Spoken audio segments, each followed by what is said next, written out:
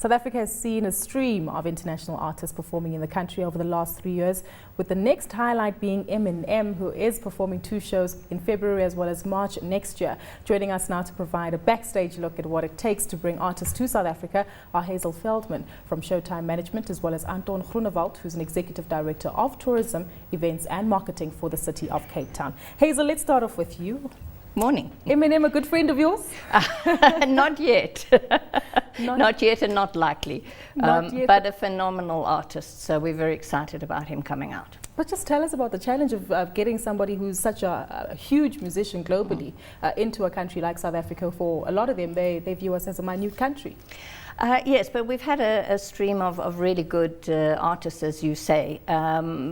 We have a partnership together with Paul Dainty in Australia, and he's doing a whole series of performances in Australia, and also the Prime Media Group have gotten heavily involved with us with this.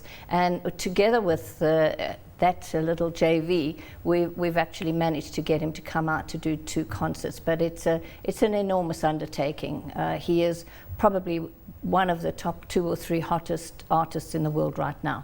An enormous undertaking, I can imagine. Let's just get Anton's view on this. Anton, you take care of tourism as well as events and marketing for the city of Cape Town. Attracting, or rather managing to get a concert to host Eminem in Cape Town couldn't have been an easy feat as well.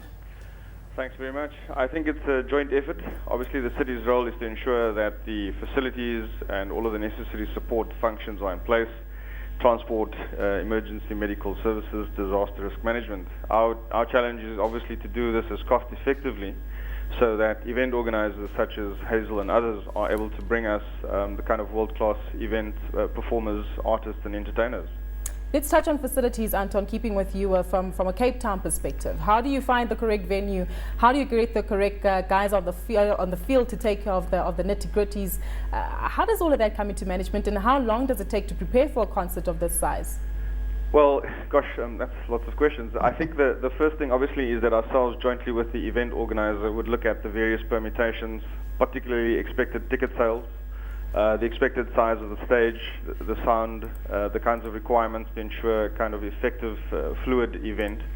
So for Cape Town Stadium, we have an event team in place specifically dedicated to working with event organizers of the scale that Hazel's proposing. And then we also have a variety of other facilities that have no infrastructure on them, like the Grand Parade, that can take 40,000, 50,000 people, as we saw during the FIFA World Cup. That is a complete setup, including all of the infrastructure, literally from toilets to fencing to security to sound, lighting, everything being put in from scratch.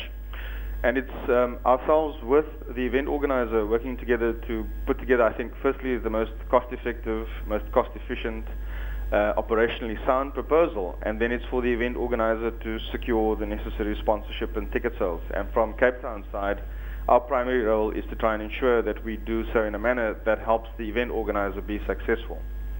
Hazel, coming back to you, just the selection process of all those people. It's a huge stream of individuals involved in such a huge project. I doubt you just pick them as thumbsuck. No. There's a history, and there has been a history of some terrific artists coming to this country, and putting together events as big as these is really a partnership with, as Anton says, the venue itself, the policing, the traffic organisers, everything, and EMS, emergency medical services, and so on. Getting the venue depends on the scale of the artist. So obviously for Eminem, we're looking at the Cape Town Stadium, which is a stunning facility, and we've decided this particular time to go to Ellis Park, which hasn't actually seen a major artist for quite a long time. I think probably the Rolling Stones was one of the last ones that we did there. We've opted for Ellis Park for a couple of particular reasons. We feel this is a really terrific urban act in a terrific urban environment, and just for something slightly different. So, you're going to choose your venue subject to your artist. If the artist we feel has got the capacity to pull in 50, 60,000 people, that's where we'll go. We'll go to the big stadiums.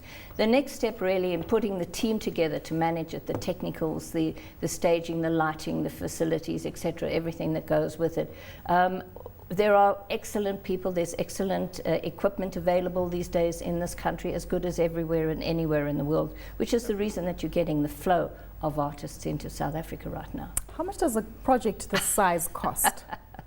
How long is a piece of string? Something like this, it could be anything subject to the artist fees could be anything between 50, 80 million, something like that. 50 or 80 million? Yes. That's a huge number. It is. Anton, coming back to you, you've got some sentiments to share on that number. I think so. I think one of the things that Hazel's being very reticent about disclosing to the public is actually it's the artist fees more often than not that is the deal breaker when these discussions start.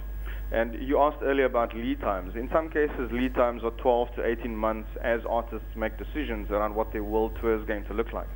And the destination selection, I almost want to say, inevitably is linked to, can the destination provide a minimum guarantee to that artist and his or her agent? And 99% of the time, it is the agent's ability to secure the fee that determines the destination, not the artist's desire or willingness to come to a destination. And I think maybe in that respect, South Africa is still a bit of a flavor of the month.